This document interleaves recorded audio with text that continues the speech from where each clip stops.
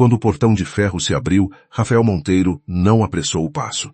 A chuva fina de agosto descia sobre o pátio do presídio, apagando pelos sapatos dos homens que haviam saído antes dele. Carregava uma bolsa de lona, 2 camisas gastas e uma caixa de madeira que construíra na oficina. Nada em sua aparência lembrava o homem que, 3 anos antes, entrara ali vestindo um terno escuro, com os olhos firmes e uma aliança brilhando na mão esquerda. O agente responsável pela liberação examinou os documentos pela última vez e evitou encará-lo. Conhecia a história contada nos corredores, embora jamais tivesse perguntado se era verdadeira. Rafael cumprira a pena sem provocar conflitos, ajudara outros detentos a organizar recursos judiciais e recusara todos os favores oferecidos por homens interessados em sua inteligência. Antes de entregar os pertences, o agente respirou fundo e disse que esperava não vê-lo novamente. Rafael guardou a aliança no bolso e respondeu que também esperava que nenhum inocente precisasse entrar ali. Do lado de fora, não havia esposa esperando sob um guarda-chuva, nem flores, nem o carro antigo que Helena costumava dirigir quando ainda acreditava que os dois poderiam construir uma vida longe da família Duarte. Havia apenas Caio Mendes, parado junto a um sedã preto, usando um sobretudo simples e uma expressão que misturava alívio com raiva.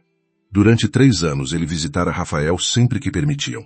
Nunca levara notícias falsas, nunca prometera milagres e jamais pronunciara o nome de Helena com desprezo, mesmo quando tinha motivos.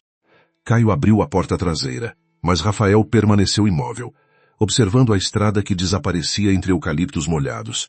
A Liberdade tinha um cheiro estranho, parecido com terra recém-revolvida e ferrugem. Ele imaginara aquele momento incontáveis vezes. Porém não sentia euforia. Sentia o peso das horas roubadas, dos aniversários perdidos e das cartas que escrevera sem receber resposta. Caio informou que a casa preparada para ele estava pronta, assim como os relatórios acumulados. Rafael agradeceu, mas disse que primeiro precisava voltar à residência dos Duarte para terminar o que ainda estava pendente. Caio apertou a mandíbula.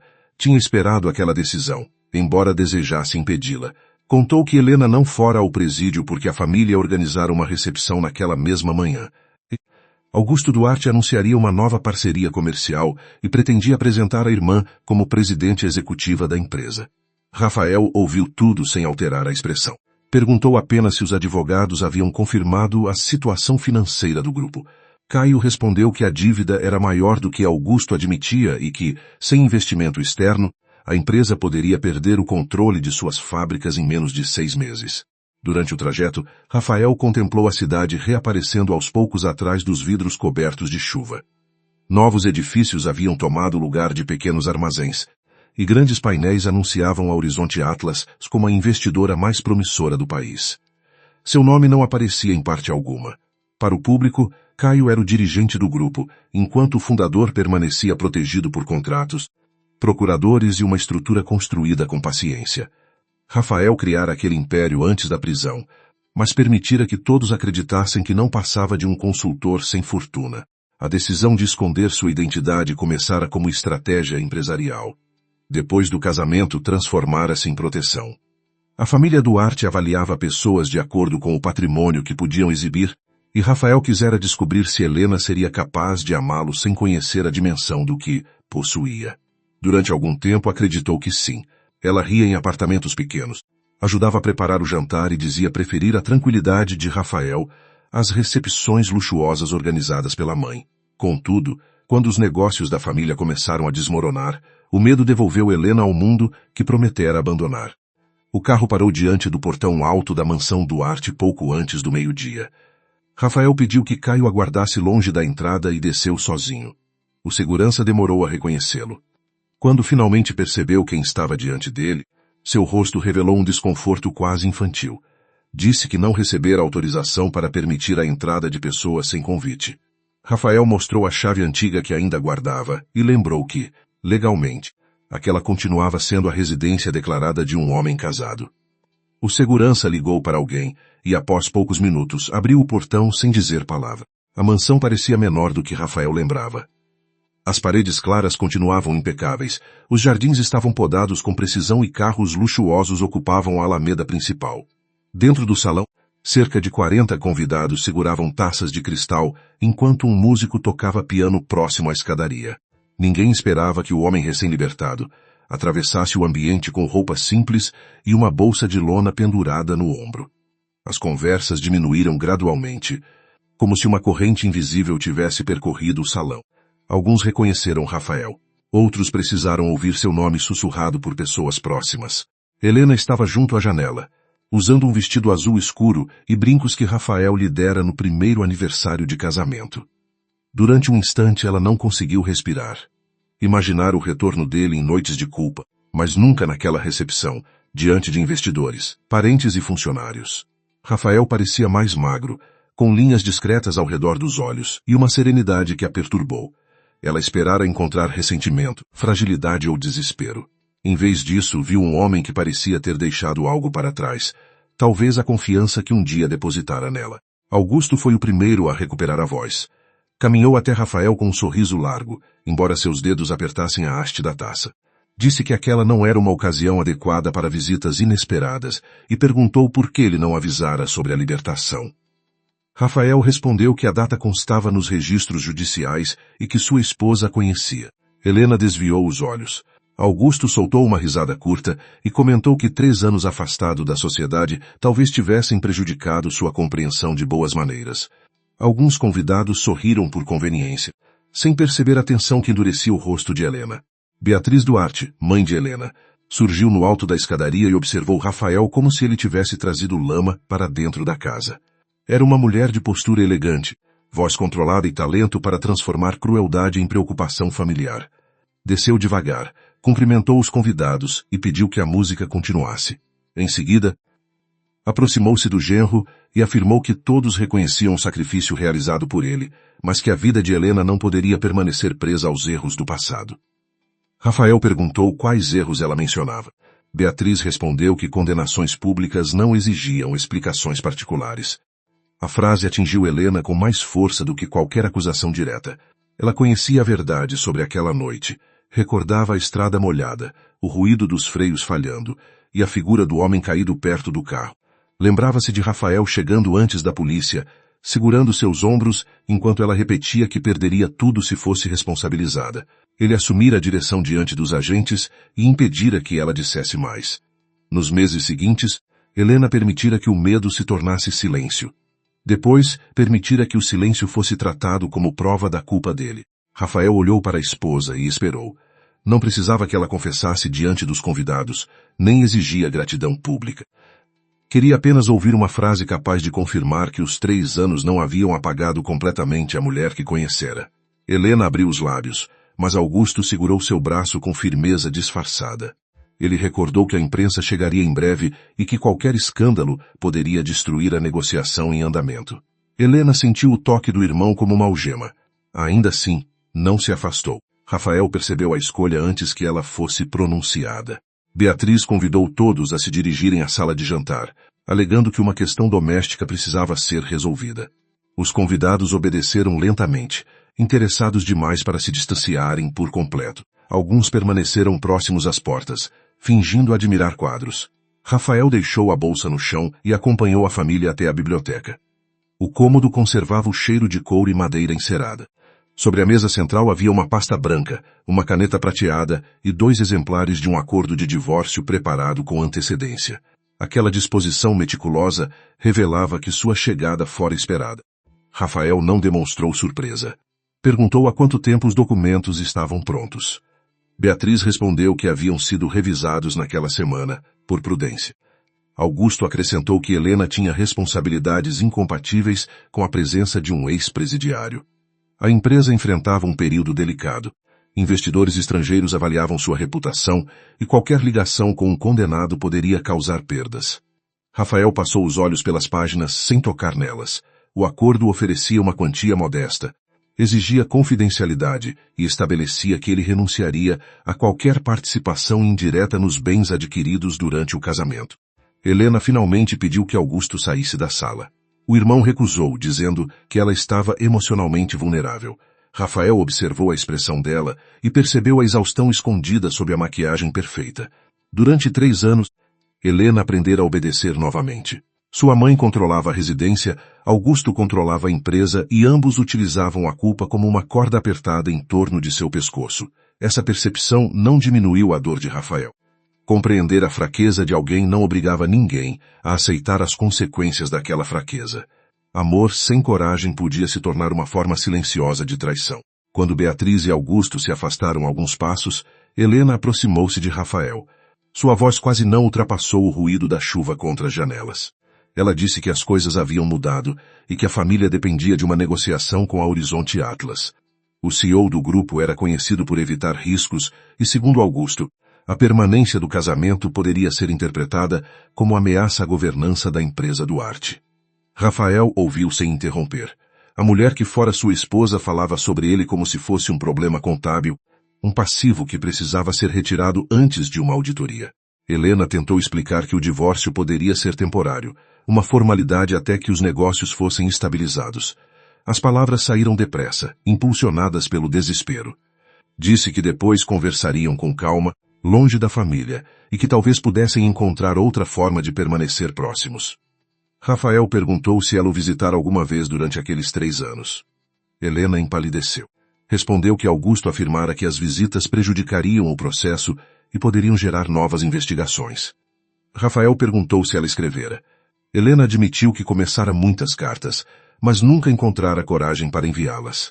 Rafael retirou do bolso a aliança que recebera junto com seus pertences, colocou-a sobre a mesa, entre os 2 exemplares do acordo. Disse que uma carta não exigia coragem, apenas verdade. Helena abaixou a cabeça, incapaz de contestá-lo. Ele não elevou a voz, nem revelou os documentos que guardara durante a prisão, registros capazes de mostrar quantas vezes Augusto se encontrara secretamente com testemunhas do processo. Aquele momento não seria usado para expor tudo. Rafael precisava saber até onde Helena estava disposta a ir por vontade própria, sem a pressão de provas ou promessas de proteção. Augusto voltou a se aproximar e declarou que a paciência da família terminara. Disse que Rafael deveria aceitar a compensação e agradecer por não ser processado por danos à reputação dos Duarte. A arrogância em sua voz despertou murmúrios no corredor, onde alguns convidados continuavam ouvindo. Rafael ergueu os olhos e perguntou quais danos um homem condenado por confissão poderia causar a pessoas que afirmavam confiar plenamente na justiça. Augusto hesitou por um segundo. Depois respondeu que antigos criminosos costumavam inventar histórias para extorquir famílias respeitáveis. O medo havia escapado por trás de seu desprezo. Caio enviou uma mensagem informando que a imprensa chegara ao portão. Rafael leu rapidamente e guardou o telefone. Beatriz interpretou o gesto como sinal de ansiedade e ordenou que um funcionário retirasse a bolsa de lona da biblioteca. Rafael impediu o homem com um movimento discreto. Não havia ameaça em sua postura, mas a firmeza bastou para fazê-lo recuar. Então Rafael pediu que Helena confirmasse, olhando diretamente para ele, se desejava o divórcio. A sala pareceu encolher. Nem Beatriz nem Augusto poderiam responder sem tornar evidente a coerção. Helena sentiu o peso dos olhares, mas o mais difícil era enfrentar a serenidade de Rafael. Ela desejou que ele gritasse, acusasse ou exigisse aquilo que lhe era devido. A calma dele retirava todas as desculpas. Em sua mente, surgiram imagens do pequeno apartamento onde haviam vivido, das manhãs em que Rafael preparava café e dos planos de abrir uma consultoria independente. Também surgiu a ameaça de Augusto naquela madrugada, dizendo que milhares de funcionários perderiam o emprego se ela provocasse um escândalo. Helena confundiu responsabilidade com obediência e escolheu novamente o medo. Ela disse que queria encerrar o casamento. Sua voz falhou apenas na última palavra. Rafael permaneceu imóvel por alguns segundos, não porque esperasse uma retratação, mas porque precisava aceitar a morte de algo que protegera por tempo demais. Depois abriu a pasta, leu cada cláusula e riscou a compensação financeira. Acrescentou que renunciava ao pagamento, mas não a direitos relacionados a crimes ou fraudes descobertos futuramente. Augusto protestou, afirmando que aquela alteração não fora autorizada. Rafael explicou que ninguém poderia exigir seu silêncio sobre fatos ilícitos e que qualquer juiz rejeitaria uma cláusula tão ampla. Marina Lopes havia preparado Rafael para aquela possibilidade durante uma das visitas ao presídio. Ela lhe ensinara a reconhecer armadilhas jurídicas escondidas em acordos aparentemente simples. Augusto percebeu que o homem diante dele não era o marido dependente que Spetuva expulsar com facilidade. Tentou retirar a pasta, porém Rafael segurou as folhas e pediu uma caneta comum. Beatriz questionou a necessidade daquela exigência. Ele respondeu que não assinaria o fim do próprio casamento com uma caneta gravada com o nome da família que o abandonara. Helena fechou os olhos, atingida pela precisão daquela frase. Um funcionário trouxe outra caneta. Rafael assinou as duas vias com traços firmes e entregou uma delas a Helena. Ela segurou o documento, mas parecia incapaz de compreender que o casamento terminara de fato. Augusto sorriu com satisfação renovada e anunciou que Rafael deveria sair antes da chegada dos jornalistas. Acrescentou que poderia chamar a polícia caso ele criasse dificuldades. Rafael guardou sua cópia, pegou a bolsa e respondeu que Augusto tinha o hábito perigoso de recorrer à polícia antes de verificar quais perguntas seriam feitas. O sorriso do empresário desapareceu por um instante. Ao retornar ao salão, Rafael encontrou os convidados formando um caminho silencioso até a porta. Ninguém o impediu, mas alguns desviaram o rosto, temendo que demonstrar respeito desagradasse aos Duarte. Um homem mais velho, antigo gerente de uma fábrica da família, tocou discretamente o braço de Rafael e disse que lamentava tudo. Rafael reconheceu nele a mesma vergonha que vira em pessoas incapazes de enfrentar Augusto. Agradeceu e continuou andando. Atrás dele, Beatriz ordenou que a música recomeçasse, como se notas de piano pudessem restaurar a aparência de controle. No alto da escadaria, Helena observou Rafael atravessar a alameda sob a chuva. Quis chamá-lo, mas Augusto já falava sobre o comunicado que seria enviado à imprensa. Ele dizia que o divórcio demonstraria maturidade institucional e fortaleceria a candidatura da empresa ao investimento da Horizonte Atlas. Beatriz aprovou cada palavra. Helena, porém, só conseguia ver a bolsa de lona ficando menor à distância. Pela primeira vez, percebeu que Rafael não estava sendo expulso. Ele partia por decisão própria, e a diferença entre aquelas duas coisas era mais terrível do que ela podia suportar. Caio abriu a porta do sedã assim que Rafael chegou ao portão. Antes de entrar, Rafael olhou uma última vez para a mansão. Não havia triunfo em seu rosto, apenas uma tristeza profunda e disciplinada. Caio perguntou se deveria cancelar a reunião marcada para aquela tarde. Rafael respondeu que não. A Horizonte Atlas receberia os representantes da empresa Duarte, conforme o combinado. Mas ninguém revelaria ainda a identidade do fundador. Ele queria observar como Augusto negociava quando acreditava estar diante de pessoas que podia manipular. Também queria descobrir qual papel Helena escolheria desempenhar sem sua presença. O carro começou a descer a avenida, deixando para trás os jardins, os convidados e o casamento encerrado. Rafael abriu a caixa de madeira que trouxera do presídio. Dentro dela havia cópias de registros bancários, nomes de testemunhas, datas de encontros e uma fotografia do automóvel após o acidente. A imagem mostrava algo que os investigadores ignoraram ou foram pagos para ignorar. O cabo do sistema de freios apresentava um corte limpo, impossível de ser causado pelo impacto. Rafael fechou a caixa e disse a Caio que a primeira etapa terminara. Enquanto a mansão desaparecia no retrovisor, Caio perguntou se ele ainda amava Helena. Rafael demorou a responder. Disse que o amor não desaparecia no instante em que alguém decepcionava, mas podia perder o direito de comandar as escolhas de uma pessoa. Ele não destruiria Helena, nem a salvaria das consequências da própria decisão. Primeiro, limparia seu nome, protegeria os trabalhadores ameaçados pela corrupção dos Duarte e descobriria quem realmente provocara o acidente. Depois disso, talvez entendesse o que restara do homem que entrara na prisão para proteger a mulher que acabara de abandoná-lo. O edifício da Horizonte Atlas erguia-se sobre a região financeira como uma lâmina de vidro voltada para o céu cinzento.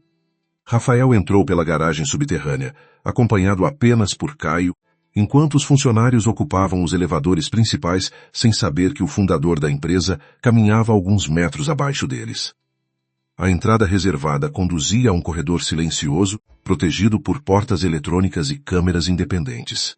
Depois de 3 anos cercado por grades visíveis, Rafael percebeu que o poder também construía prisões, embora utilizasse mármore, contratos e segredos em vez de ferro. Caio o levou diretamente ao 40º andar, onde uma sala ampla permanecera vazia durante toda a ausência. Nenhuma placa identificava o ocupante, e os poucos funcionários autorizados a entrar acreditavam que aquele espaço pertencia a um conselho internacional. Sobre a mesa havia relatórios encadernados, projeções financeiras e uma fotografia antiga de Rafael ao lado de Caio, tirada quando ambos trabalhavam em um escritório alugado sobre uma padaria. Rafael segurou a moldura por alguns segundos. Naquele tempo, tinham pouco dinheiro, mas confiavam plenamente um no outro e ainda não conheciam o preço da lealdade.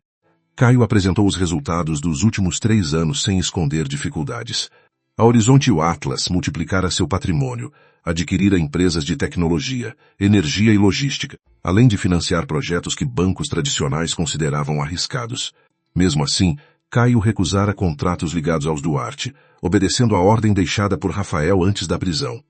Agora, a empresa da família de Helena buscava um investimento capaz de evitar a venda de 2 fábricas e o vencimento antecipado de empréstimos. Rafael examinou os números e concluiu que o problema não era incompetência. Alguém estava retirando dinheiro deliberadamente. Os desvios apareciam em pagamentos fragmentados para consultorias sem funcionários, transportadoras recém-criadas e escritórios jurídicos localizados no mesmo endereço. Caio explicou que os valores eram pequenos quando analisados separadamente, porém formavam uma corrente constante de recursos direcionados a empresas controladas por intermediários de Augusto. Rafael identificou um padrão ainda mais preocupante. Parte dos pagamentos começara poucas semanas antes do acidente que o levara à prisão e aumentara depois da condenação. Aquilo sugeria que o caso criminal não fora apenas uma tragédia utilizada por Augusto, mas talvez uma etapa de um plano maior. Rafael pediu acesso aos documentos recolhidos por Marina. A advogada chegou pouco depois, trazendo 2 pastas e uma expressão cansada. Ela era alta, usava os cabelos presos e tinha o hábito de observar uma sala inteira antes de cumprimentar alguém. Quando viu Rafael fora do uniforme do presídio, sorriu pela primeira vez desde a libertação. Não ofereceu condolências nem frases de conforto. Limitou-se a dizer que a sentença poderia ter sido evitada se certas pessoas tivessem demonstrado metade da coragem que ele demonstrara. Rafael respondeu que agora precisavam provar isso diante de um tribunal. Marina abriu a primeira pasta e mostrou fotografias ampliadas do automóvel. O corte no cabo dos freios fora registrado por um perito auxiliar, mas desaparecera do laudo final. O documento oficial afirmava que o sistema falhara por falta de manutenção, embora revisões realizadas poucos dias antes comprovassem o contrário. Havia também uma ordem para transferir o veículo a um depósito particular pertencente a uma empresa contratada pelos Duarte. Quando Marina tentou localizar o automóvel, descobriu que ele fora destruído 6 meses depois da condenação, sob justificativa de risco ambiental. Rafael analisou as assinaturas e reconheceu o nome de um funcionário que trabalhava na oficina da família. Chamava-se Davi Nunes, um mecânico experiente que desaparecera da cidade logo após testemunhar no processo. Ele afirmara que os freios estavam desgastados, contradizendo os registros de manutenção assinados por ele mesmo. Marina descobrira que Davi vivia em uma pequena cidade costeira, onde administrava uma oficina modesta. Durante meses, recusara qualquer contato. Na semana anterior, porém, aceitara conversar após saber que Rafael seria libertado e que Augusto planejava vender parte das fábricas. Caio perguntou por que um mecânico arriscaria a própria segurança depois de 3 anos. Marina respondeu que a filha de Davi trabalhava em uma das fábricas ameaçadas e perderia o emprego caso a empresa fosse desmontada. Além disso, a quantia recebida por seu silêncio havia acabado, enquanto o medo continuava. Rafael fechou a pasta e afirmou que não pretendia comprar uma nova versão dos fatos. Davi precisaria falar por decisão própria e entregar provas verificáveis. Marina concordou, embora soubesse que testemunhas assustadas raramente escolhiam a verdade sem sentir alguma forma de proteção. Naquela tarde, Rafael participou da primeira reunião do conselho desde que recuperara a liberdade. Entrou por uma porta lateral depois que todos estavam sentados. E Caio o apresentou apenas como representante máximo do acionista controlador. Alguns executivos antigos reconheceram imediatamente o fundador. Outros acreditaram estar diante de um consultor recém-contratado. Rafael permitiu que a incerteza permanecesse. Informou que reassumiria todas as decisões estratégicas, mas sua identidade continuaria protegida até a conclusão de uma auditoria interna. Ninguém deveria associá-lo publicamente à empresa sem autorização expressa. Um dos conselheiros questionou se esconder o principal dirigente não prejudicaria a confiança dos investidores. Rafael respondeu que a confiança não dependia da exibição de um rosto, mas da consistência de resultados e da honestidade das decisões. Acrescentou que empresas obcecadas por aparência costumavam apodrecer por dentro antes que o mercado percebesse. Caio entendeu a referência aos Duarte, mas permaneceu em silêncio. A reunião prosseguiu com a análise de aquisições e riscos. Rafael demonstrou conhecer cada contrato, cada índice e cada unidade operacional, apesar de ter passado 3 anos afastado. Durante a prisão, Caio enviara relatórios impressos escondidos entre documentos jurídicos autorizados. Rafael estudara todos eles à noite, registrando observações em folhas que pareciam simples exercícios contábeis. A disciplina que o mantivera vivo também preservara sua capacidade de liderança. Agora, diante de executivos acostumados a decisões rápidas, ele desmontava projeções frágeis e identificava custos ocultos sem elevar a voz.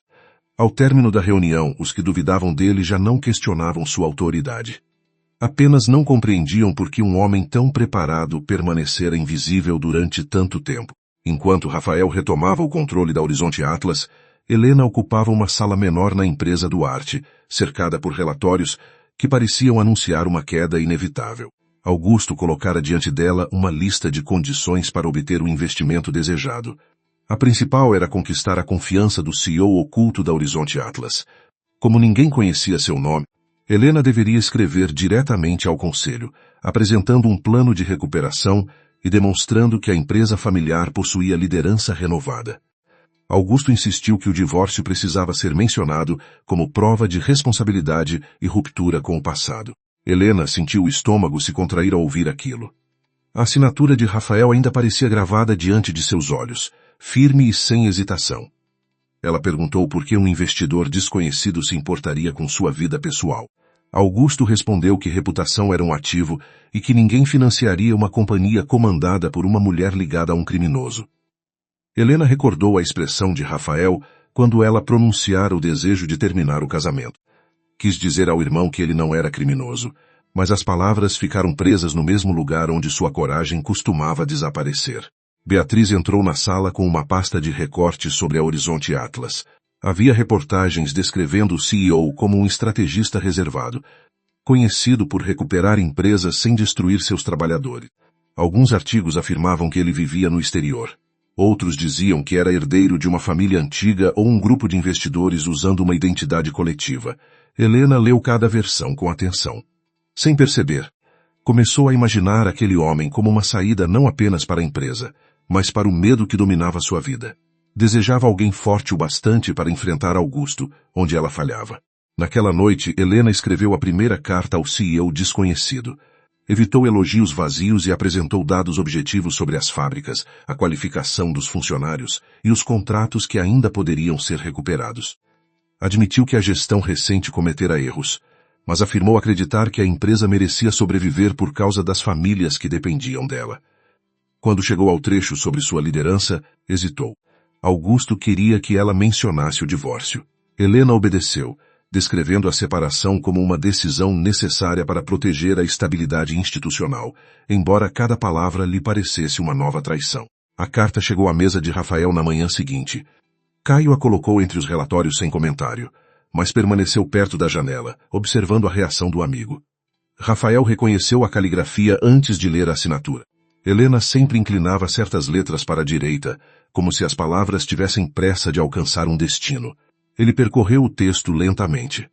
A análise das fábricas era competente, porém o trecho sobre o divórcio revelava o idioma frio de Augusto. Rafael não se enfureceu.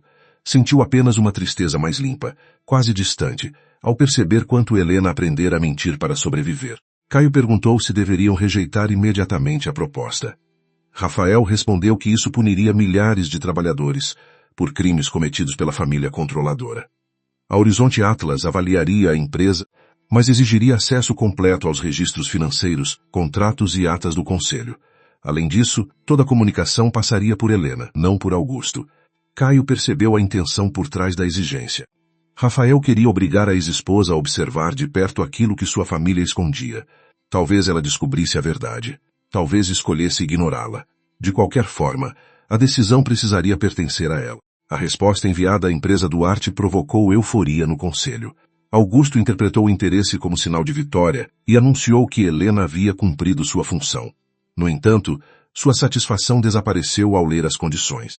O acesso irrestrito aos registros poderia expor anos de desvios, e a exclusão dele das comunicações diretas era uma afronta. Augusto ordenou ao diretor financeiro que criasse versões paralelas dos livros contábeis. Também pediu que antigos contratos fossem substituídos por documentos revisados. O diretor hesitou, mas cedeu quando Augusto mencionou dívidas pessoais que poderia revelar a família do homem. Helena percebeu a movimentação incomum nos departamentos administrativos. Funcionários permaneciam até tarde, caixas de arquivos eram transferidas e senhas de sistemas mudavam sem justificativa. Quando perguntou ao irmão, ele respondeu que a preparação para a auditoria exigia organização. A explicação parecia razoável, mas o tom agressivo despertou sua desconfiança. Na manhã seguinte, Helena procurou os relatórios originais de manutenção das fábricas e descobriu lacunas em pagamentos feitos no ano do acidente. Um dos beneficiários era a mesma oficina responsável pelo automóvel que Rafael supostamente dirigia naquela noite. Ela levou a informação a Augusto, esperando uma explicação simples. Ele ficou imóvel por um instante e depois riu, dizendo que empresas antigas acumulavam coincidências. Perguntou por que Helena remexia em documentos sem autorização. Ela respondeu que o CEO da Horizonte Atlas exigira transparência. Augusto aproximou-se e lembrou que o papel dela era seduzir o investidor com competência, não investigar a própria família. A palavra seduzir fez Helena recuar. Ela percebeu que o irmão pretendia transformá-la em instrumento, da mesma forma que transformar o silêncio dela em escudo durante o julgamento de Rafael. Marina viajou para encontrar Davi Nunes em uma manhã de vento forte. A oficina ficava próxima a uma estrada quase vazia, cercada por casas baixas e terrenos cobertos de areia. Davi parecia mais velho do que nas fotografias do processo. Tinha mãos manchadas de óleo, ombros curvados e olhos que verificavam constantemente a porta. Ele recusou café e pediu que Marina desligasse o telefone. Depois de alguns minutos de silêncio, admitiu que o cabo dos freios fora cortado antes do acidente e que Augusto sabia disso desde a primeira inspeção. Davi contou que recebera ordens para substituir o relatório técnico. Quando recusou, 2 homens mostraram fotografias de sua filha saindo da escola. Augusto apareceu no dia seguinte e ofereceu dinheiro suficiente para que ele deixasse a cidade. Davi aceitou, convencendo-se de que Rafael seria absolvido por falta de provas. Quando Rafael confessou, o mecânico compreendeu que o plano era maior do que imaginara, mas já estava comprometido. Marina perguntou quem cortara o cabo. Davi respondeu que não vira a pessoa, porém guardara uma peça retirada do sistema, antes que o veículo fosse levado. A peça estava escondida dentro de uma caixa metálica sob o piso da oficina. Davi a retirou com as mãos trêmulas. Havia marcas nítidas de ferramenta e resíduos que poderiam ser comparados aos equipamentos da oficina dos Duarte. Marina fotografou o objeto, preparou um recibo de custódia e pediu que Davi a acompanhasse até um local seguro. Ele concordou, mas insistiu em fechar a oficina primeiro. Enquanto organizava algumas ferramentas, um carro escuro passou devagar pela estrada. Davi empalideceu e disse que nunca vira aquele veículo na região. Marina telefonou para Caio e informou que tinham a peça e o depoimento preliminar. Rafael ouviu a conversa pelo viva-voz, atento a cada detalhe. Ordenou que 2 profissionais de segurança encontrassem Marina na rodovia, sem uniformes e sem armas visíveis. Também pediu que ela não seguisse a rota principal. Antes que terminassem, a ligação caiu. Caio tentou retornar, mas o telefone permaneceu desligado. Rafael não demonstrou pânico. Abriu o mapa da região e identificou 3 caminhos possíveis. Sua calma não vinha da ausência de medo, mas da recusa em permitir que o medo tomasse decisões. Na oficina, Marina percebeu que a energia havia sido cortada. Davi fechou a porta dos fundos e apontou para uma passagem estreita entre 2 muros. Os 2 saíram levando apenas a caixa metálica e uma pasta de documentos. Instantes depois, homens entraram pela porta principal e começaram a procurar alguma coisa. Marina conduziu Davi até um caminhão estacionado em um terreno vizinho. O motorista, conhecido do mecânico, aceitou escondê-los na cabine. Enquanto o veículo se afastava, uma fumaça escura começou a subir do telhado da oficina. Quando a ligação foi restabelecida, Marina informou que estavam vivos, mas a oficina ardia atrás deles. Davi chorava em silêncio, não pela construção, mas pela certeza de que Augusto descobrira sua decisão. Rafael pediu que seguissem até um endereço protegido pela Horizonte Atlas. Depois desligou e permaneceu diante da janela, observando a cidade muitos andares abaixo. Caio perguntou como Augusto poderia ter encontrado Davi tão rapidamente. Rafael respondeu que alguém acompanhava os movimentos de Marina ou tinha acesso às consultas feitas por ela. Isso significava que a corrupção alcançava mais longe do que imaginavam. Na empresa Duarte, Augusto recebeu uma mensagem curta confirmando que a oficina fora destruída, mas que o mecânico escapara. A notícia o fez arremessar um copo contra a parede. Helena, que passava pelo corredor, ouviu o ruído e entrou sem bater. Viu o irmão diante da janela, o telefone apertado na mão e pequenos fragmentos de vidro espalhados pelo chão. Augusto ordenou que ela saísse. Antes de obedecer, Helena percebeu na tela uma fotografia de Davi Nunes, o mecânico cujo nome aparecia nos pagamentos relacionados ao acidente. Ela voltou à própria sala com as pernas enfraquecidas. Pela primeira vez, a suspeita assumiu uma forma impossível de ignorar. Helena abriu o arquivo digital da carta enviada a Horizonte Atlas e começou uma segunda mensagem. Não falou sobre investimento, reputação ou divórcio. Perguntou ao CEO desconhecido se a auditoria também examinaria pagamentos antigos ligados a oficinas e perícias. Rafael recebeu a mensagem poucos minutos depois. Ao lê-la, compreendeu que Helena finalmente encontrara a primeira rachadura na história construída por Augusto. Agora, ele precisaria descobrir se ela teria coragem de olhar através dela. A segunda mensagem de Helena permaneceu aberta na tela de Rafael durante vários minutos. As palavras eram cautelosas, mas a pergunta não deixava espaço para fingimento. Ela queria saber se a auditoria examinaria pagamentos antigos ligados a oficinas e perícias. Rafael percebeu que Helena não procurava apenas uma resposta financeira. Procurava uma confirmação para um medo que já começara a crescer dentro dela. Caio sugeriu que enviassem um texto objetivo. Rafael decidiu responder pessoalmente, afirmando que toda irregularidade seria investigada, sem exceções, independentemente do sobrenome envolvido. Helena leu a resposta sozinha, trancada em sua sala. A frase sobre sobrenomes pareceu dirigida a ela, embora o remetente continuasse oculto por um sistema institucional. Durante anos, os Duarte haviam tratado o próprio nome como uma fortaleza. Beatriz afirmava que reputações familiares não podiam ser julgadas por regras comuns, enquanto Augusto dizia que empresas sobreviviam porque homens fortes tomavam decisões que pessoas fracas jamais compreenderiam. Pela primeira vez, Helena imaginou que aquela força talvez não passasse de medo disfarçado e que a fortaleza escondesse crimes em vez de honra. 2 dias depois, a prefeitura anunciou uma cerimônia pública para apresentar o projeto de revitalização da antiga zona portuária. A Horizonte Atlas financiaria a maior parte das obras, e o evento reuniria empresários, autoridades e jornalistas. A empresa Duarte fora convidada como possível fornecedora, embora sua participação dependesse da auditoria ainda não iniciada. Augusto recebeu o convite como se fosse uma confirmação de vitória. Ordenou que Helena usasse um vestido escolhido por Beatriz e preparou um discurso no qual ela deveria elogiar a visão do CEO misterioso diante de toda a cidade. Helena recusou o discurso. Disse que não faria promessas antes de conhecer as condições do investimento e que não transformaria sua vida pessoal em propaganda. Augusto respondeu que ela já aceitara o divórcio, portanto não havia motivo para fingir dignidade naquele momento. A crueldade da frase atingiu, mas não produziu o efeito esperado. Em vez de se calar, Helena perguntou por que o nome de Davi Nunes aparecia em pagamentos realizados após o acidente. Augusto se aproximou lentamente e afirmou que a curiosidade podia destruir famílias inteiras quando não conhecia seus limites.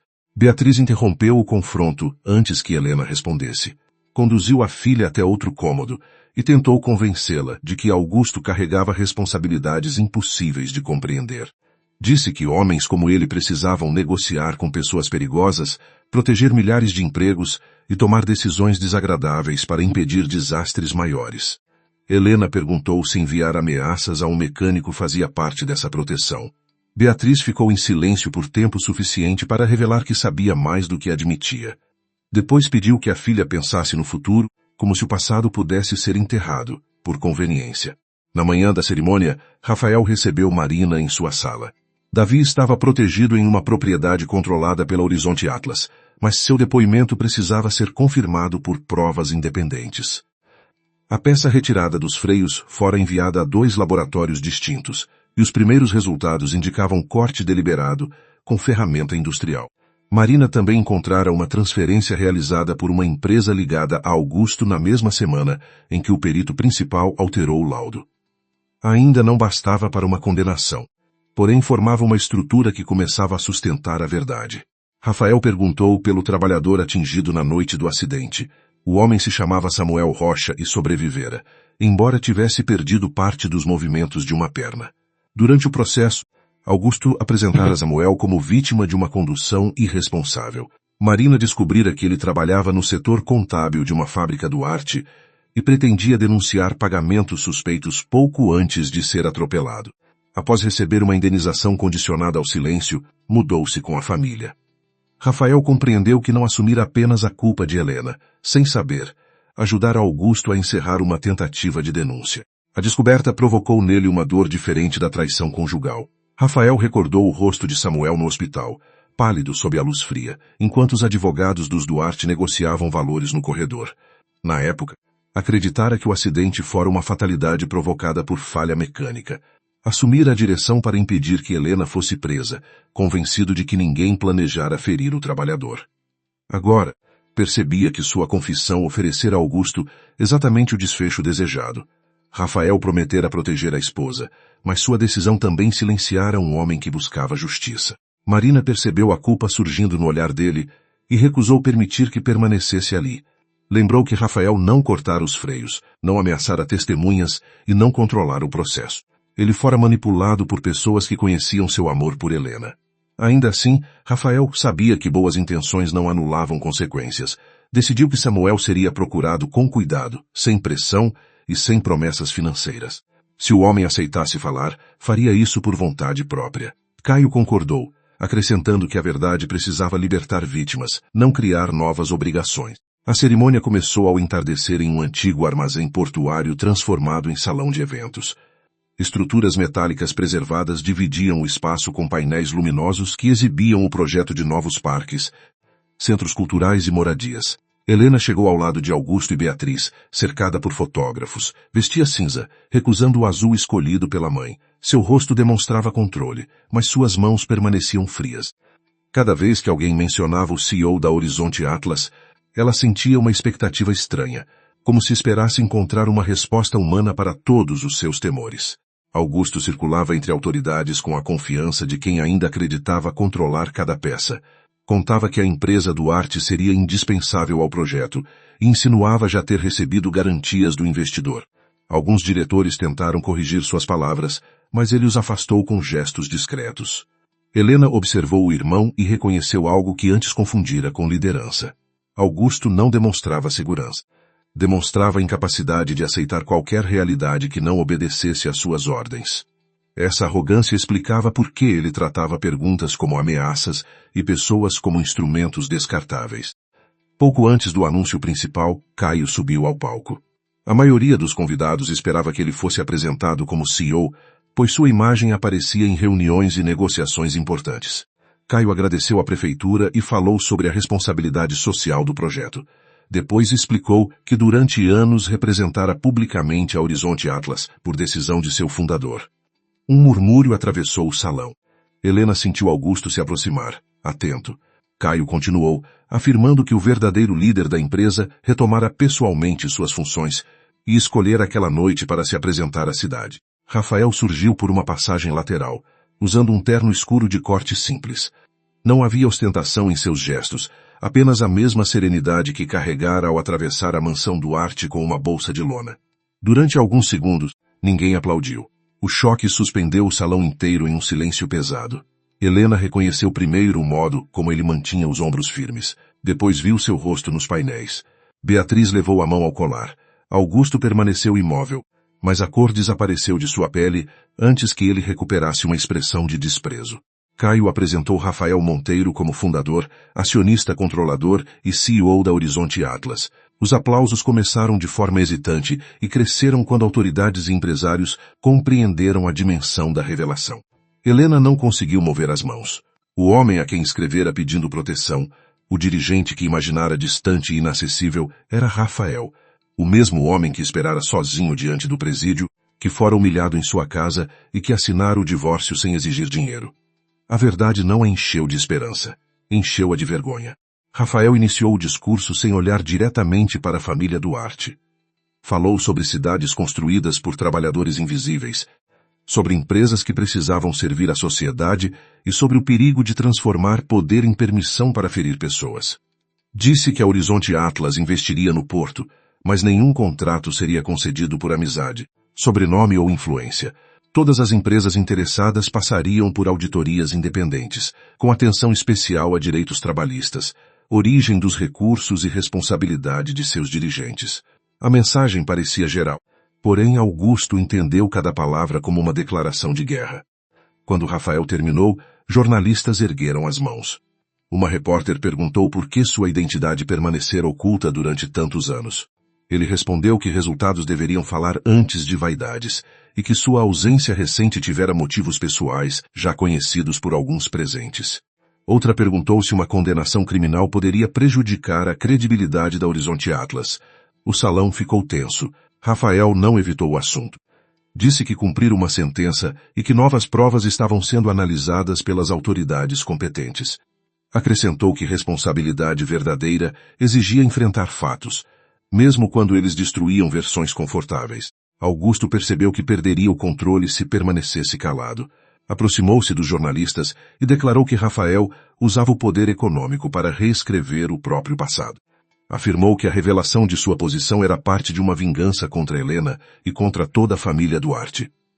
Disse ainda que um homem condenado não deveria decidir o destino de empresas honestas. Beatriz tentou segurá-lo pelo braço, mas Augusto se afastou.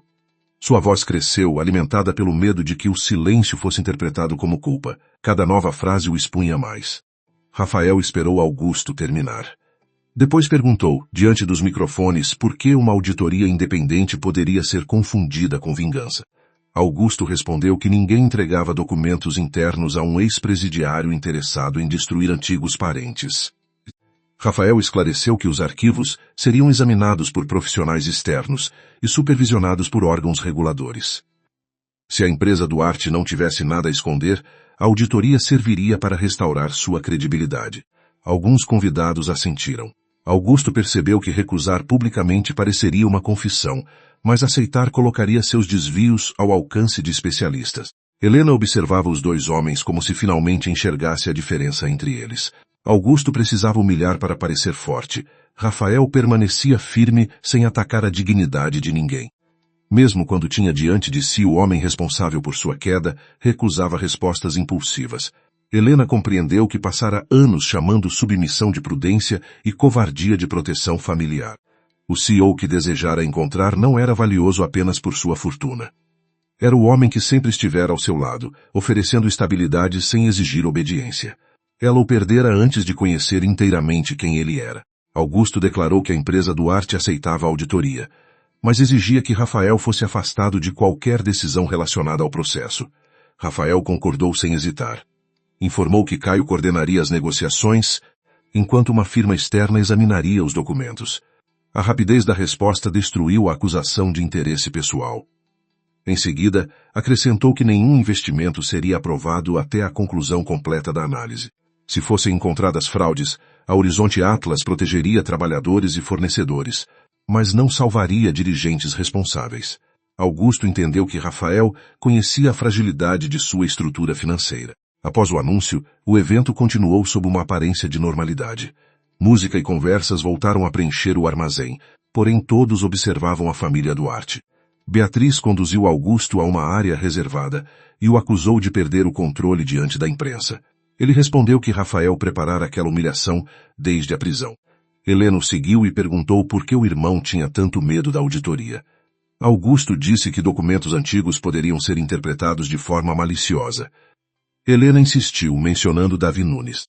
O rosto dele mudou antes que qualquer palavra saísse. Augusto segurou o pulso da irmã e ordenou que ela nunca repetisse aquele nome em público. Rafael, que conversava com representantes da prefeitura a alguns metros, percebeu o gesto.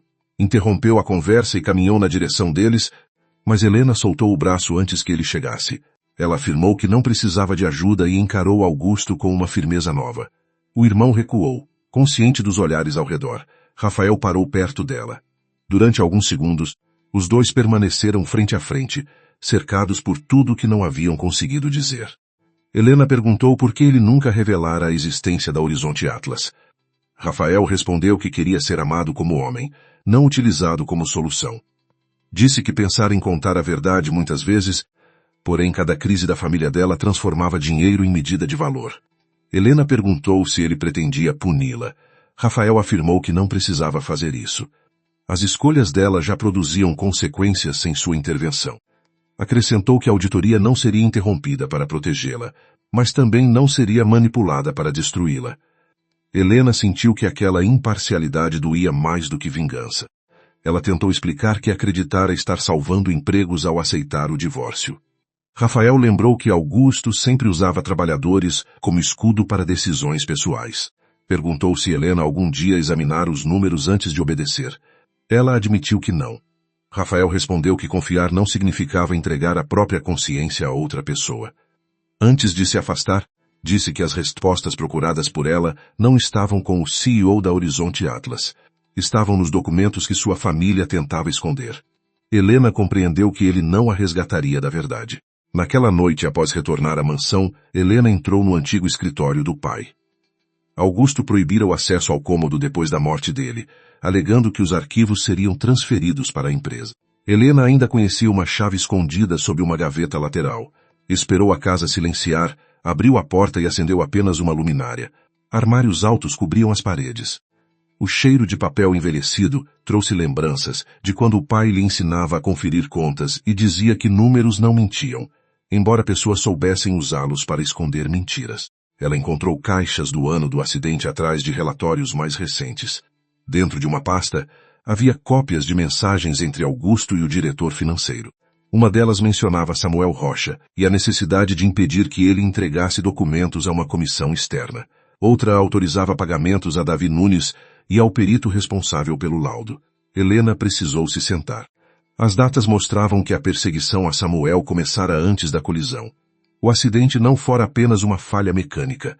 Alguém preparara o carro para atingir um homem que conhecia os desvios. Entre os documentos, Helena encontrou uma declaração escrita por Rafael na noite da prisão. O texto oficial dizia que ele conduzia o veículo e perdera o controle.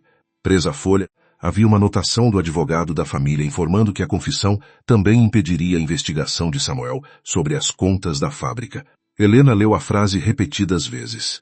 Rafael acreditara estar protegendo apenas ela, mas Augusto utilizara seu sacrifício para silenciar outro inocente e encerrar uma denúncia.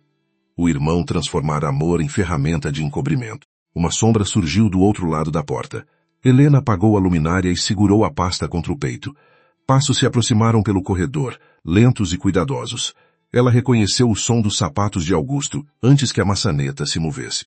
Por um instante, pensou em esconder os documentos e fingir que nada acontecera, como fizera durante 3 anos.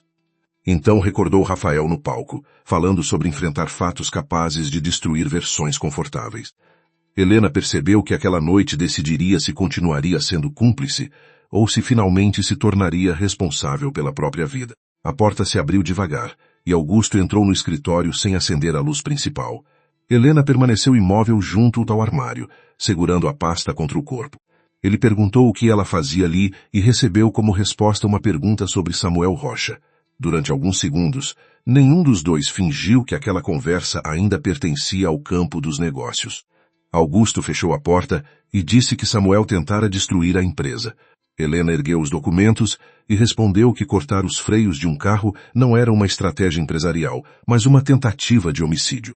Augusto avançou um passo, porém Helena não recuou. Ele afirmou que ela não compreendia o que acontecera naquela época. Samuel havia roubado informações, ameaçado empregados e preparado uma denúncia capaz de fechar fábricas inteiras. Helena perguntou por que Rafael precisara assumir sua culpa se o objetivo era apenas proteger a empresa. Augusto respondeu que Rafael escolhera voluntariamente o próprio destino. Disse que homens como ele existiam para suportar consequências que pessoas importantes não podiam carregar. A frase revelou um desprezo tão profundo que Helena finalmente enxergou o irmão sem qualquer lembrança afetiva. Ela tentou sair, mas Augusto bloqueou a passagem. Disse que os documentos pertenciam à família e exigiu a devolução imediata. Helena respondeu que faria cópias e entregaria tudo aos auditores. Augusto segurou seu braço com força, lembrando que ainda controlava o conselho, os advogados e as contas pessoais dela. Se Helena colaborasse com Rafael, perderia o cargo, a casa e qualquer direito sobre o patrimônio dos Duarte. Ela olhou para a mão dele sobre sua pele e compreendeu que passara a vida inteira chamando ameaças de conselhos. Então ordenou que ele a soltasse. Beatriz apareceu no corredor ao ouvir as vozes. Augusto afastou-se e apresentou uma versão rápida, afirmando que Helena estava emocionalmente abalada pela revelação sobre Rafael. Beatriz pediu à filha que lhe entregasse a pasta e descansasse. Helena perguntou se a mãe sabia que os freios tinham sido cortados. O silêncio de Beatriz respondeu antes de sua voz. Ela admitiu que soubera apenas depois do acidente e acreditara que proteger a família seria menos cruel do que destruir todos. Helena perguntou se 3 anos da vida de Rafael também haviam sido incluídos naquele cálculo. Beatriz não conseguiu encará-la. Helena colocou a pasta dentro da bolsa e saiu do escritório. Augusto não a impediu, mas disse que ela se arrependeria antes do amanhecer. No quarto, Helena trancou a porta e fotografou cada documento com o telefone. Depois enviou as imagens para um endereço criado naquela mesma noite, dividindo os arquivos em várias mensagens. Também escreveu a Marina, cujo contato encontrara nos registros públicos do processo de Rafael. Não pediu proteção nem perdão. Informou apenas que possuía provas sobre o acidente e que precisavam conversar antes que Augusto descobrisse onde estavam guardadas. Na manhã seguinte, Augusto convocou uma reunião extraordinária do Conselho da Empresa Duarte. Helena chegou e encontrou diretores que evitavam seus olhos. Sobre a mesa havia uma declaração acusando Rafael de usar a Horizonte Atlas para manipular o valor das ações, pressionar fornecedores e vingar-se da antiga família. Augusto anunciou que todos assinariam o documento e o enviariam aos órgãos reguladores. Helena leu cada página e percebeu que seu nome aparecia como testemunha principal. Segundo o texto, Rafael teria ameaçado destruir a empresa caso ela recusasse reatar o casamento. Helena ergueu o documento e perguntou quem inventara aquelas palavras. Augusto respondeu que uma narrativa convincente era necessária para equilibrar o poder econômico de Rafael. 2 conselheiros afirmaram que a denúncia protegeria os acionistas. Outros permaneceram calados, embora suas assinaturas já estivessem preparadas. Helena percebeu que alguns haviam sido comprados, enquanto outros temiam perder posições. Augusto colocou uma caneta diante dela e disse que aquela era sua última oportunidade de demonstrar lealdade. Helena rasgou a folha ao meio e declarou que jamais transformaria outra mentira em sentença contra Rafael. O irmão dispensou a reunião e ordenou que ela permanecesse. Assim que a porta se fechou, informou que Helena estava afastada da presidência por incapacidade emocional. Seus acessos seriam cancelados, e um comunicado afirmaria que ela sofria uma crise provocada pelo retorno do ex-marido. Helena perguntou se aquela decisão também seria chamada de proteção.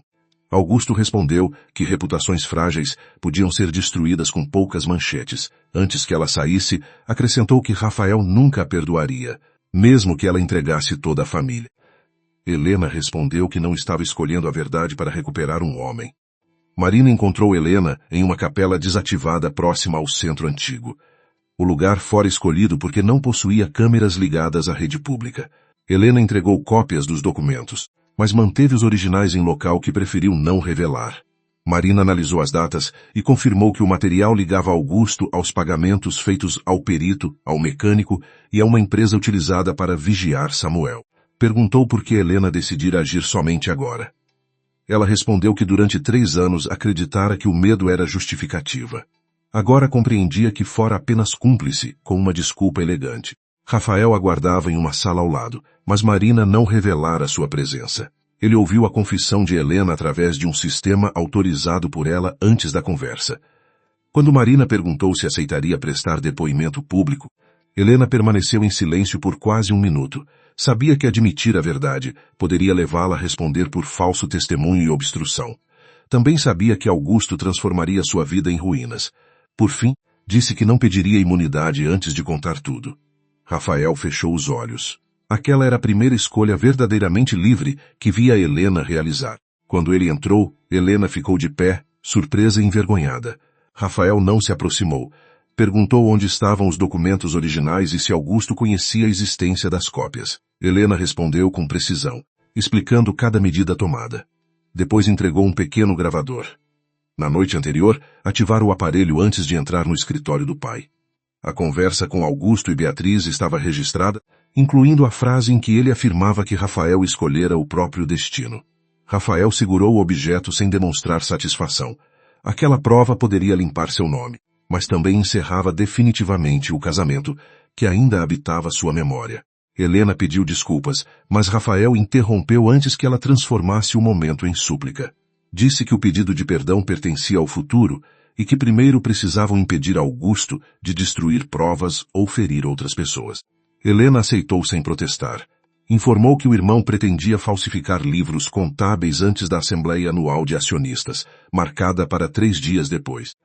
Também revelou que ele comprara o voto de vários conselheiros e planejava aprovar a venda de ativos para uma empresa controlada por intermediários. Rafael percebeu que Augusto tentaria esvaziar o grupo antes que a auditoria terminasse. Caio organizou uma equipe para preservar cópias dos sistemas financeiros. Marina preparou pedidos judiciais sigilosos, apoiados pelo depoimento de Davi e pelas análises da peça retirada dos freios. Contudo, Rafael recusou uma intervenção imediata. Se Augusto fosse alertado antes da Assembleia, poderia transferir recursos e desaparecer. A estratégia exigia permitir que ele acreditasse ainda controlar o conselho. Helena ajudaria fornecendo horários, rotas de documentos e nomes dos funcionários pressionados. Ela não seria usada como isca, afirmou Rafael, mas como colaboradora consciente. A diferença importava mais para ele do que qualquer vantagem tática. Na tarde seguinte, os principais jornais publicaram notícias sobre a suposta instabilidade emocional de Helena. Fotografias antigas foram acompanhadas por textos insinuando que ela perseguia o ex-marido e tentava sabotar a própria família. Augusto concedeu entrevistas, apresentando-se como irmão preocupado e dirigente, obrigado a assumir responsabilidades.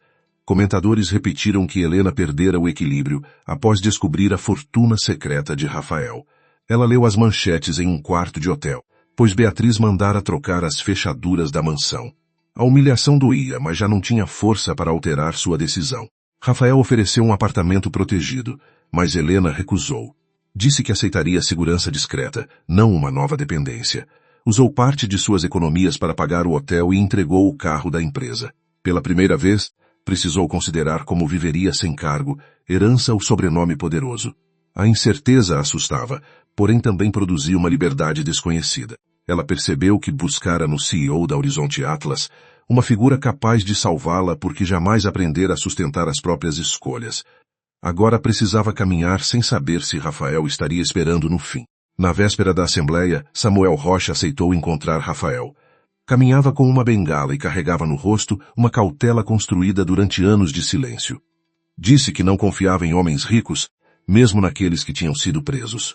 Rafael respondeu que Samuel não precisava confiar nele, apenas examinar as provas e decidir se desejava falar. Samuel revelou que descobrira transferências para empresas falsas e marcara uma reunião com auditores externos. Na noite do acidente, saía da fábrica com cópias dos registros, quando o carro avançou em sua direção e atingiu a calçada. Samuel recordava ter visto Helena ao volante antes do impacto. Ela parecia desesperada e tentava controlar um veículo sem freios. Rafael chegara minutos depois em outro carro, acompanhado por um funcionário. Enquanto todos socorriam Samuel, Augusto apareceu e falou sozinho com a irmã. Pouco depois, Rafael declarou à polícia que dirigia. Samuel sempre suspeitara da mentira, mas não conhecia o plano contra ele. Quando recebeu ameaças dirigidas aos filhos, aceitou a indenização e desapareceu. Agora, ao saber que Davi também decidira testemunhar, concordou em entregar as cópias guardadas durante anos. A assembleia ocorreu no auditório principal da empresa Duarte, diante de acionistas, funcionários e representantes da imprensa. Augusto chegou sorrindo, acompanhado por conselheiros que acreditava controlar. Helena entrou sozinha e sentou-se entre pequenos acionistas, sem o lugar reservado à presidência. Sua presença provocou cochichos e câmeras. Rafael permaneceu fora do salão, assistindo por uma transmissão protegida junto de Marina e autoridades autorizadas a cumprir as ordens judiciais. Caio representava a Horizonte Atlas e possuía participação suficiente para exigir explicações antes de qualquer votação. Augusto abriu a reunião anunciando um plano de emergência. Propôs vender 2 fábricas e transferir contratos estratégicos para a Nova Aurora Participações, empresa apresentada como parceira independente. Caio pediu informações sobre seus proprietários. Augusto respondeu que os dados eram confidenciais. Um pequeno acionista questionou o valor reduzido da venda, mas foi interrompido. Então Helena se levantou e declarou que a Nova Aurora era controlada por intermediários ligados ao próprio Augusto. O auditório mergulhou em silêncio. Ele ordenou que a segurança retirasse a irmã, alegando que ela não possuía mais função na companhia. Helena ergueu uma pasta e afirmou que falaria antes de sair. Diante das câmeras, confessou que dirigia o carro na noite do acidente e permitira que Rafael assumisse a culpa. Disse que permaneceu em silêncio durante o julgamento, nas visitas que não realizou e no divórcio que aceitara por medo. Não tentou justificar-se com ameaças familiares. Declarou que sua covardia ajudara Augusto a esconder crimes e que estava preparada para responder legalmente por isso. O choque percorreu o auditório, mas Helena continuou, entregando cópias dos registros aos representantes dos acionistas. Augusto tentou tomar a pasta, porém Caio colocou-se entre eles. Acusou Helena de agir sob influência de Rafael e afirmou que os documentos eram falsos. Nesse momento, Marina entrou acompanhada por peritos, 2 oficiais de justiça e Samuel Rocha. Davi apareceu através de uma transmissão segura, confirmando o suborno e a alteração do laudo. Os peritos apresentaram conclusões sobre o corte nos freios, enquanto Samuel descreveu as ameaças recebidas. Cada testemunho correspondia a pagamentos registrados nas contas ocultas. A narrativa construída durante 3 anos começava a desmoronar diante dos próprios acionistas. Ainda assim, Augusto não se rendeu. Alegou que Rafael comprara testemunhas e manipulava a Assembleia para adquirir a empresa por preço reduzido. Caio apresentou documentos mostrando que a Horizonte Atlas recusara opções de compra e propusera um fundo para preservar empregos sem beneficiar controladores. Marina exibiu transferências entre a Nova Aurora e contas ligadas aos conselheiros que apoiavam Augusto.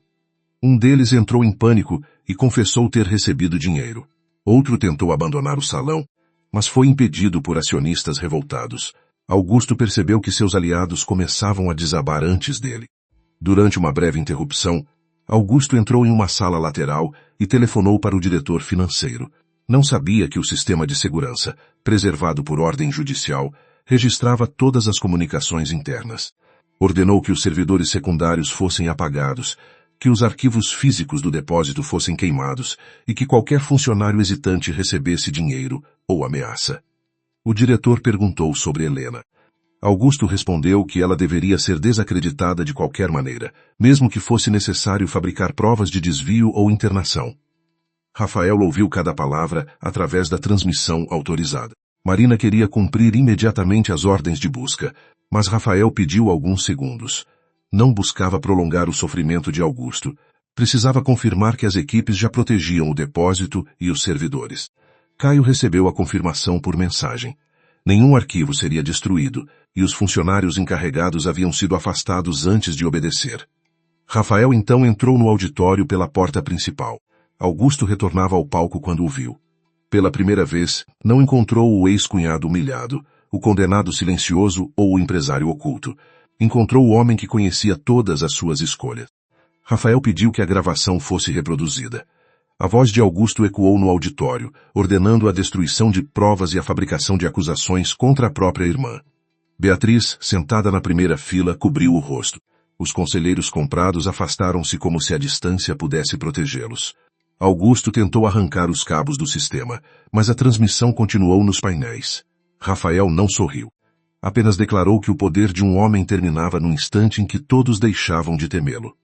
Os oficiais avançaram, enquanto Augusto procurava uma saída que já não existia. Antes que fosse alcançado, Augusto segurou Helena e retirou do bolso um pequeno objeto metálico, usando-o para manter todos afastados. Não era uma arma de fogo, mas uma lâmina curta capaz de ferir. O auditório mergulhou em pânico contido. Rafael permaneceu imóvel e pediu que ninguém se aproximasse. Augusto disse que sairia com a irmã e que todos os arquivos seriam destruídos depois. Helena sentiu a mão dele tremer.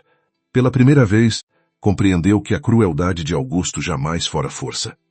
Era apenas o desespero de um homem incapaz de sobreviver sem controle. Rafael manteve os braços afastados do corpo e falou com Augusto no mesmo tom que usava durante negociações difíceis. Disse que ninguém avançaria enquanto Helena não estivesse segura. Augusto apertou a lâmina contra o tecido do vestido dela e exigiu acesso ao estacionamento. Sua voz tentava recuperar a autoridade, mas falhava a cada frase. Rafael observou a posição dos pés, a mão trêmula e a distância até a porta. Não buscava um gesto heróico. Qualquer movimento precipitado poderia transformar uma vitória jurídica em tragédia humana. Helena sentiu a respiração do irmão junto ao ouvido e percebeu que ele não possuía um plano verdadeiro. Augusto apenas fugia de um segundo para outro, esperando que o medo alheio construísse uma saída. Durante toda a vida, ela obedecera porque acreditava que ele enxergava caminhos invisíveis. Agora compreendia que sua aparente inteligência dependia da submissão das pessoas ao redor. Quando alguém dizia não, Augusto se tornava impulsivo. Helena ouviu Rafael pedir que ela não resistisse e entendeu que aquelas palavras continham uma estratégia, não uma ordem. Rafael disse que Augusto ainda poderia evitar uma acusação mais grave se soltasse Helena. Explicou que os arquivos estavam preservados, as contas haviam sido bloqueadas e os depoimentos já estavam registrados. Manter a irmã como refém não destruiria provas nem restauraria o controle da empresa. Augusto riu e afirmou que Rafael sempre fora fraco, incapaz de tomar aquilo que desejava sem se esconder atrás de advogados. Rafael respondeu que homens fracos precisavam de uma lâmina contra alguém desarmado. A frase atingiu o orgulho de Augusto com a precisão esperada. Augusto afastou a lâmina por um instante para apontá-la na direção de Rafael. Helena aproveitou o movimento. Não tentou lutar nem correr. Apenas deixou o próprio peso cair, girando o ombro para escapar do braço que a prendia. Augusto perdeu o equilíbrio e recuou. 2 oficiais avançaram imediatamente, imobilizando sua mão antes que ele recuperasse o controle. A lâmina caiu no chão com um som discreto, quase decepcionante diante de tantos anos de ameaça. Rafael segurou Helena quando ela tropeçou, mas a soltou assim que percebeu que estava firme. Augusto foi algemado diante dos acionistas, que costumavam se levantar quando ele entrava em uma sala. Continuou gritando que tudo era uma conspiração, prometendo destruir Rafael, Helena, Caio e qualquer pessoa que testemunhasse contra ele. Ninguém respondeu. Até Beatriz permaneceu em silêncio, encarando o filho como se finalmente visse o homem que ajudara a criar. Quando os oficiais o conduziram pelo corredor central, os funcionários abriram passagem sem abaixar a cabeça. Augusto descobriu naquele percurso que o medo havia terminado antes mesmo de sua liberdade ser retirada. Helena levou a mão ao pulso marcado e respirou devagar. Rafael perguntou se ela precisava de atendimento médico. Ela respondeu que estava bem e olhou para a assembleia ainda paralisada. Poderia ter saído, aceitado o cuidado dos profissionais e evitado as câmeras. Em vez disso, voltou ao microfone. Disse que a prisão de Augusto não apagava sua própria responsabilidade. Confirmou que assinaria um depoimento completo, entregaria os documentos originais e abriria mão de qualquer defesa baseada na influência familiar. A verdade, afirmou, não podia servir apenas quando protegia quem a contava. A Assembleia suspendeu a venda das fábricas e afastou todos os conselheiros ligados às empresas de Augusto. Caio apresentou uma proposta temporária da Horizonte Atlas para garantir salários, fornecedores e operações essenciais durante a investigação. Nenhum recurso seria entregue à família controladora. Um comitê formado por trabalhadores, acionistas menores e auditores independentes supervisionaria cada pagamento. Rafael permaneceu fora da votação para evitar conflito de interesses. Sua decisão surpreendeu quem esperava que ele aproveitasse o caos para assumir o Grupo Duarte por uma quantia reduzida. Nas semanas seguintes, mandados de busca alcançaram escritórios, residências e empresas utilizadas por Augusto. Os investigadores encontraram contratos falsos, registros de ameaças, transferências para testemunhas e mensagens trocadas com funcionários públicos. O perito que alterara o laudo tentou negar envolvimento, mas os depósitos em sua conta coincidiam com as ordens registradas nos arquivos de Augusto. Davi confirmou a origem da peça retirada dos freios. Samuel entregou as cópias dos documentos contábeis que motivaram a perseguição. A estrutura de mentiras começou a ruir sem depender de uma única testemunha. Beatriz foi chamada a depor, e inicialmente tentou apresentar-se como mãe enganada pelo próprio filho. Marina mostrou a gravação feita por Helena, na qual ela admitia saber que os freios haviam sido cortados. Diante da prova, Beatriz reconheceu que ajudara a pressionar advogados, silenciar funcionários e preservar a reputação da família. Não participara do plano original contra Samuel, mas escolhera proteger Augusto depois de descobrir o crime.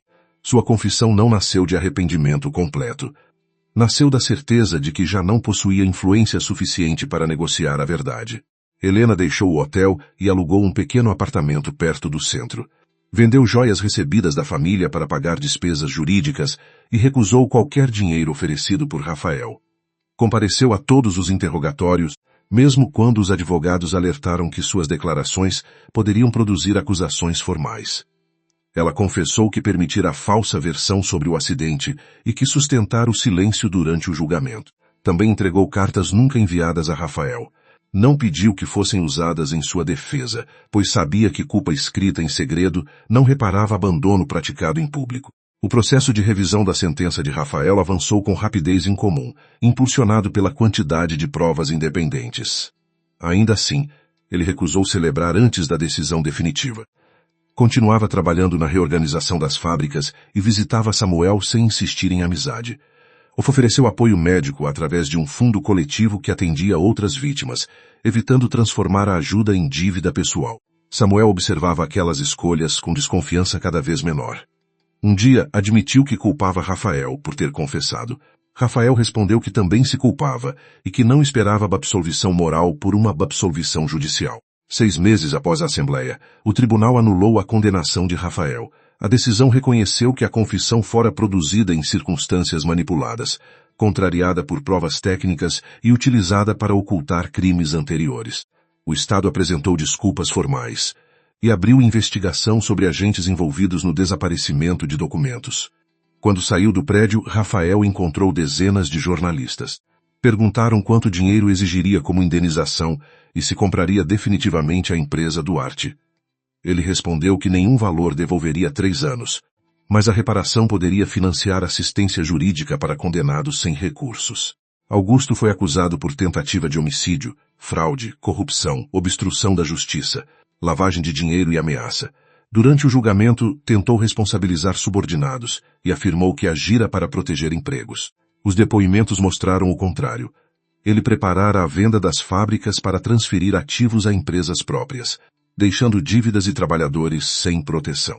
A arrogância que antes intimidava testemunhas tornou-se sua pior inimiga diante do tribunal. Augusto interrompia perguntas, insultava antigos aliados e demonstrava desprezo por qualquer pessoa que não pudesse controlar. Cada explosão confirmava o padrão descrito pela acusação. A sentença impôs uma longa pena de prisão e determinou a devolução de bens adquiridos com recursos desviados.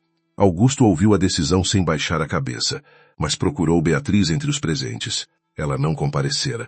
Depois de perder a mansão, parte do patrimônio e a influência social, Beatriz mudara para uma casa pertencente a parentes distantes. Enviou ao filho uma única carta, na qual dizia que fizera tudo pela família. Augusto rasgou o papel. Mesmo derrotado, continuava incapaz de reconhecer que a família fora apenas o nome utilizado para justificar sua ambição. Helena recebeu uma pena menor, considerando sua colaboração, a ausência de participação no plano contra Samuel e a confissão espontânea.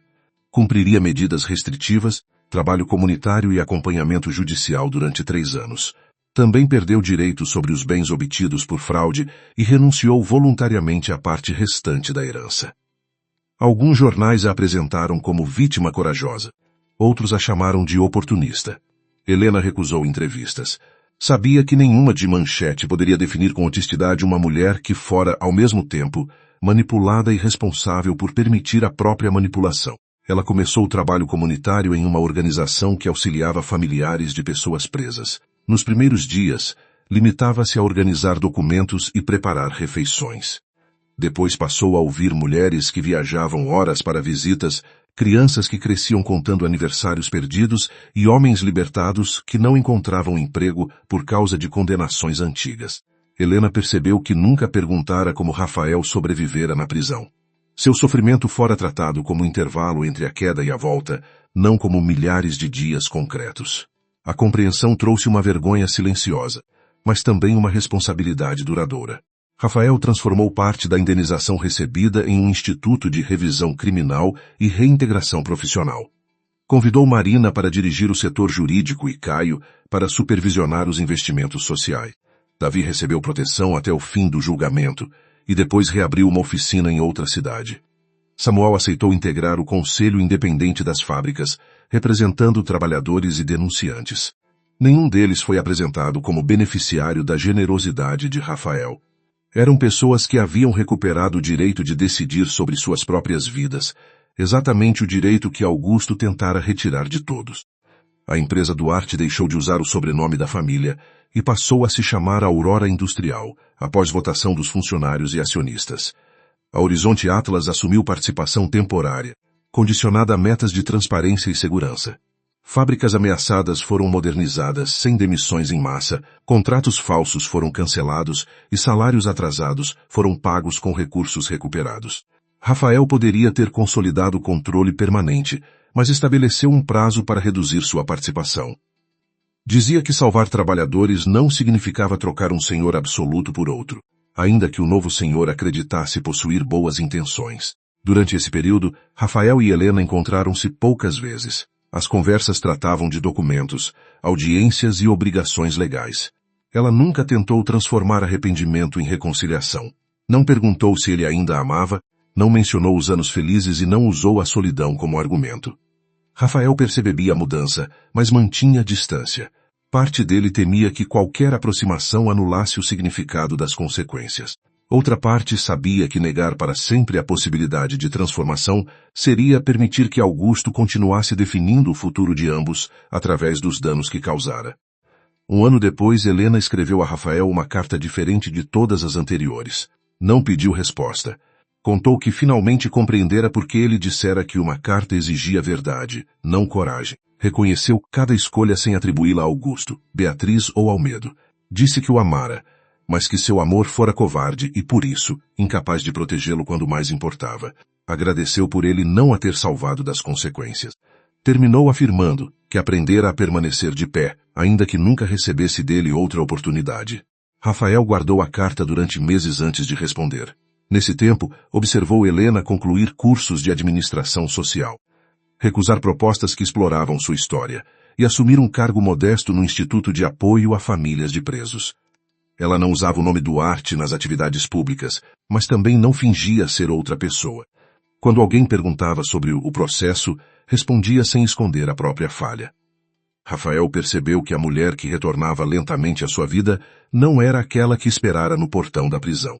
Era alguém reconstruída por escolhas difíceis e repetidas.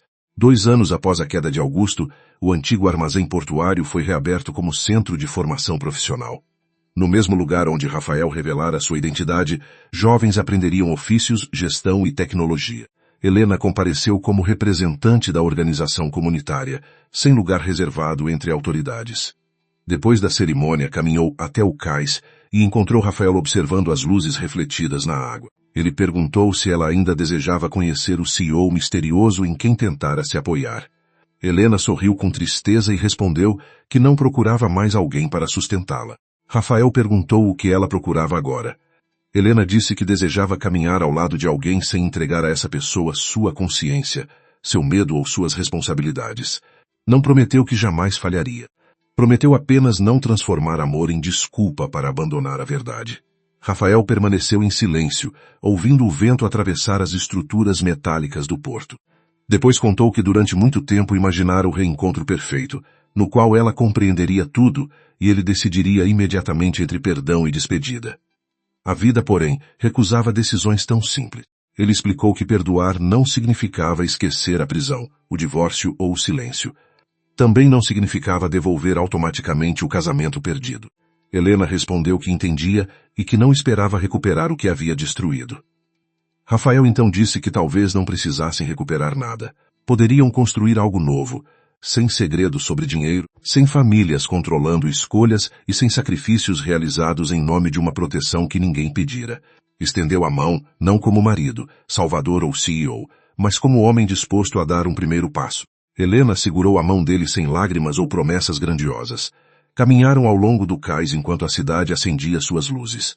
Nos meses seguintes, encontraram-se para conversas simples, almoços curtos e visitas ao instituto. Houve desconfiança, discussões e momentos em que Rafael precisou afastar-se para compreender antigas dores. Helena respeitou cada limite. Não tentou apressar o perdão nem provar mudança através de gestos dramáticos.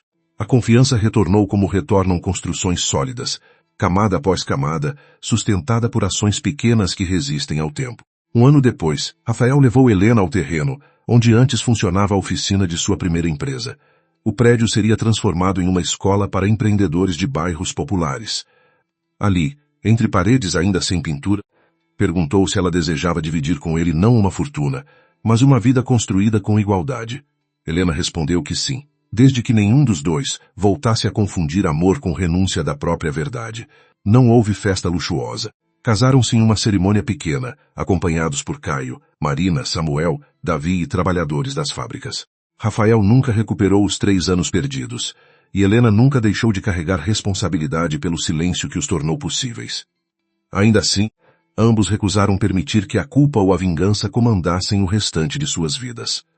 Augusto buscara poder para obrigar todos a depender dele e terminou sozinho, cercado apenas pelas consequências de suas ordens. Rafael possuía riqueza suficiente para dominar, mas escolheu devolver autonomia às pessoas. Helena desejara um homem poderoso em quem pudesse se apoiar e descobriu que o verdadeiro amor começava quando ela aprendia a permanecer de pé. Anos depois, ao atravessar o centro de formação do porto, Rafael viu uma placa com os nomes de pessoas que haviam denunciado fraudes e protegido trabalhadores. Samuel e Davi estavam entre elas.